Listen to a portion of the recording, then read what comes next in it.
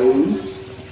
ព្រះពុទ្ធព្រះធម៌ព្រះសង្ឃហើយសេចក្តីគោរពព្រះតាកោតតែតបតកើត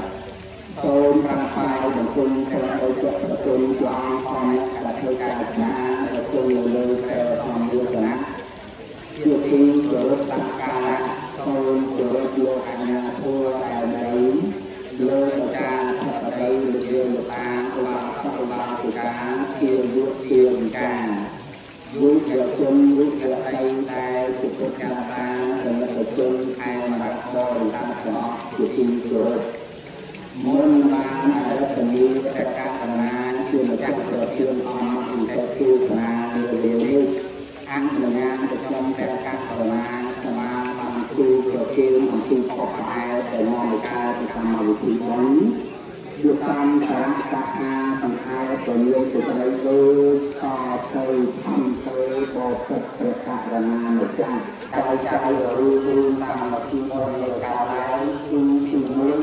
គុណនៅប្រការដែលសក្ការៈហេតុគឺការរលឹកនៅគ្រឿងរបស់គុណរបស់លោកតាដោយការដំណើរទៅសុខទៅជួន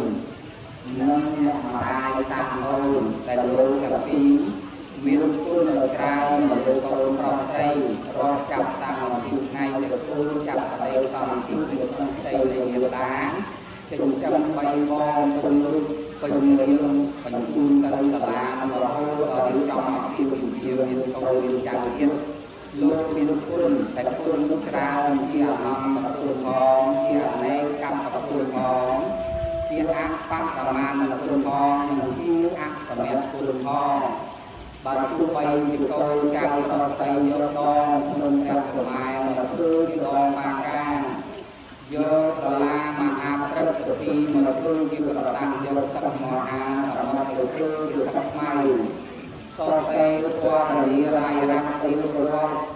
ហូតដល់ទៅលំក្នុងព្រះសម័យនឹងដុល្លារមហាព្រឹទ្ធពីឬខាងអង្គទាំងមហាទឹកសមុទ្រក៏មិនអាចទាន់រាមិនអាចគៈរាអំពីគុណរបស់លោកទាំងពីរបានដែរកូនចៅប្រស្រីបានបំពេញជារកសិកូនល្អយ៉ាងសភាលោកឲ្យចាស់ចាស់សង្គមបរតនត្រ័យចិញ្ចឹម